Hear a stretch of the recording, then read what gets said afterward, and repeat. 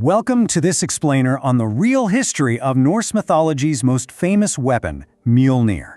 Today, we're going to step right past the modern pop culture illusions and dig into the literal dirt, the ancient iron, and the medieval manuscripts to discover what Thor's hammer actually meant to the people who wore it over 1,000 years ago.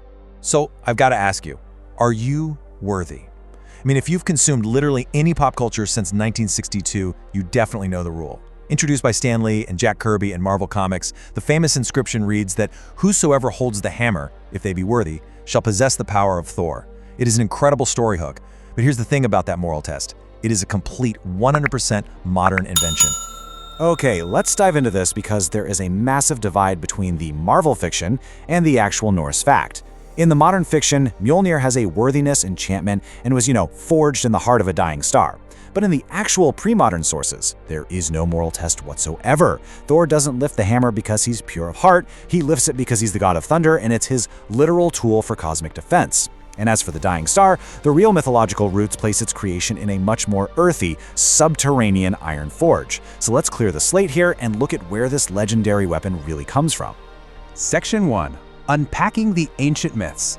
What's in a name?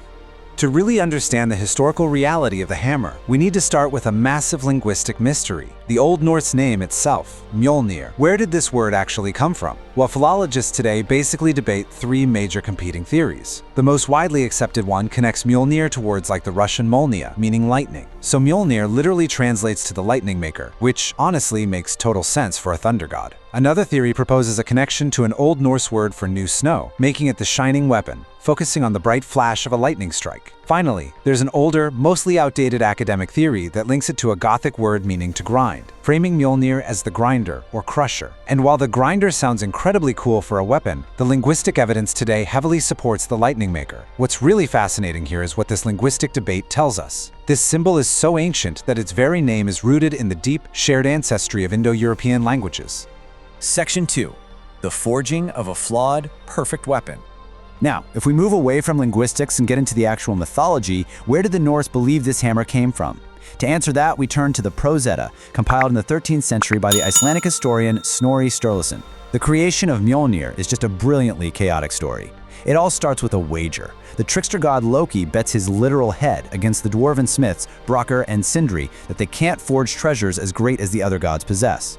So the dwarves get to work in their forge, but Loki, who is absolutely desperate not to lose his head, transforms into a fly. Just as Brokkr is working the bellows for the iron hammer, Loki, the fly, bites him right on the eyelid. The blood blinds the dwarf, causing him to stop pumping the bellows for just one crucial second to wipe his eye. And because of that single tiny interruption, the hammer comes out of the forge with a massive flaw, a disproportionately short handle. But here is what you should really take away from this. Even with that short handle, the gods were totally ecstatic. The Prose Edda tells us that when thrown, it would never miss and never fly so far that it would not find its way back to Thor's hand. The gods immediately declared this flawed hammer their absolute greatest treasure. Why? Because the short handle really didn't matter. It was the ultimate, faithful, returning weapon. It's a motif we actually see in folktales all over the world, much like a magical boomerang. Section 3. The Viking archaeological record. But Mjolnir wasn't just some story told in 13th century manuscripts. It was a tangible, physical reality for millions of people. Let's shift our focus from literary myth to the actual dirt and the Viking archaeological record. 1,000. That's the approximate number of hammer-shaped pendants that archaeologists have unearthed across Denmark, Norway, Sweden, Iceland, the British Isles, northern Germany, the Baltic states, and Russia. According to the modern ITRI database, which tracks these artifacts, this widespread distribution proves that venerating Thor's hammer wasn't just some isolated cult, it was a massive, living, everyday religious reality for the Viking people. And this physical symbol evolved over a massive span of time. We can trace it all the way back to the Bronze Age, where rock carvings depict figures holding axes and hammers in ritual ways. Then, jumping forward to the migration period between the 4th and 7th centuries, we see Germanic peoples wearing what the Romans called Hercules clubs. These were early amulets of a thunder weapon. Finally, we reach the Viking Age, where that symbol standardizes into the iconic, highly decorated, short-handled iron and silver hammer pendants we recognize today. So you might be wondering, why did production of these specific hammer pendants just suddenly explode in popularity during the Viking Age? Well, it's because during the 10th and 11th centuries, Scandinavia was experiencing a gradual, often top-down Christianization. Wearing a Thor's hammer became an active, visible badge of pagan identity. It was a bold cultural statement and a protective amulet, worn in direct response to the rising prominence of the Christian cross. And this brilliantly illustrates the real, on-the-ground reality during that religious transition. This is the Trendgarden mold, a 10th century soapstone casting mold found in Denmark. Notice anything interesting? It has carved impressions for casting both Thor's hammers and Christian crosses literally right next to each other on the exact same block of stone. The two faiths weren't always locked in some mortal combat. The pragmatic Viking metalsmiths were absolutely practicing commercial syncretism, just happily selling protective amulets to whoever walked into their shop, whether they were pagan or Christian. Section 4. The Universal Thunder Weapon. Now, let's zoom out a bit. We've talked a lot about the Vikings, but Thor's hammer is actually part of an epic, universal human archetype. The thunder god wielding the striking weapon is one of the most stable motifs in ancient history. In the Norse tradition, sure, you have Thor and Mjolnir. But look at the Greco-Roman tradition.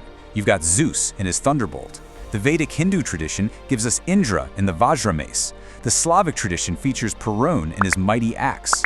Mjolnir is basically just the specific Germanic version of a deeply rooted Proto-Indo-European motif. Cognitive scientists point out that this is just basic human pattern matching. Thunder sounds like a heavy, crashing blow, and lightning looks like the spark of a massive impact. Section 5. The hammer's true meaning. Consecration and apocalypse. So, bringing it back to the Norse worldview, what was the unvarnished, true purpose of Mjolnir in their pre-Christian religion?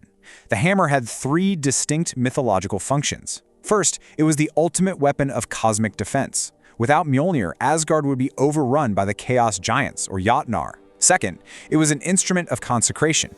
Thor used the hammer to bless marriages, hallow funerals, and sanctify oaths to ensure social order. And finally, it was an apocalyptic implement, destined to be used at the very end of the world, Ragnarok. It wasn't about being morally worthy to lift it. It was a highly practical, dual-purpose tool for blessing communities and violently defending the cosmic order.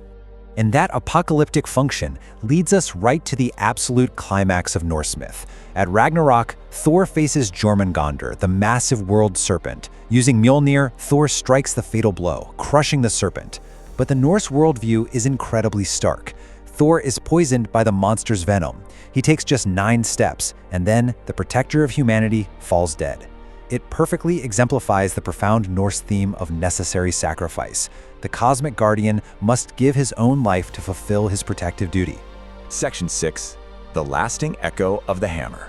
From the cosmic apocalypse of Ragnarok, let's bring our explainer back down to Earth, to the tangible historical roots that actually outlasted the Viking Age. Here is the earliest direct textual evidence we have of Thor's hammer in religious practice. This is from the Kvinneberg amulet, an 11th century copper plate found in Sweden. A real person, over 1,000 years ago, inscribed these exact runes. May Thor protect him with that hammer which came from out of the sea. This wasn't written by a medieval poet or a modern comic book writer. This was an everyday person carving a desperate plea for protection into a piece of metal. Which leads us with a pretty fascinating final thought for this explainer. Today, Mjolnir is a global pop culture icon, recognized instantly by millions of people who have never even read a Norse saga. Marvel gave it a worthiness enchantment and tied it to a dying star, effectively creating a brand new mythology for the 21st century. But knowing the 1,000-year-old archaeological reality, the short-handled amulets cast alongside Christian crosses, the ancient linguistic ties to lightning, the raw plea for protection carved in copper, I want to leave you with this question. Will our modern cinematic myths outlast the ancient iron that inspired them? Thank you so much for joining me on this deep dive into Mjolnir. Keep questioning, keep learning, and I'll see you in the next explainer.